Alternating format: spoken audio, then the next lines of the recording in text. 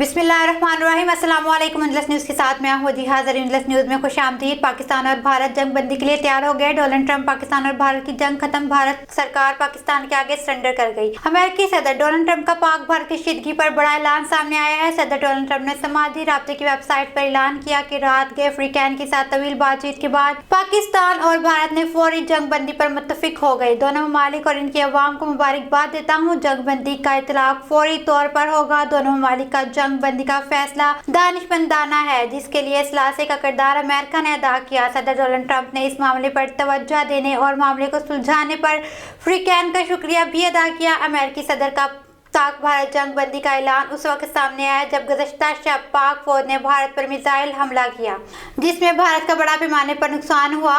कबल अज़ीं अमेरिकी वज़ीर ख़ारजा मार्को रूबियो ने कहा था कि गुज़श्ता 48 घंटों के दौरान नायब सदर ओंस और मैंने भारत और पाकिस्तान की क़यादत के साथ बातचीत की। मार्को रूबियो के बकौल भारतीय वज़ीर आज़म नरेंद्र मोदी, वज़ीर ख़ारजा सुब्रमण्यम जयशंकर, कौमी सलामती के मशीर जीत डोल, पाकिस्तानी वज़ीर आज़म Shahbaz Sharif, chief of army staff Asim Munir और आसिम मलिक गुफ्तगू में शामिल रहे।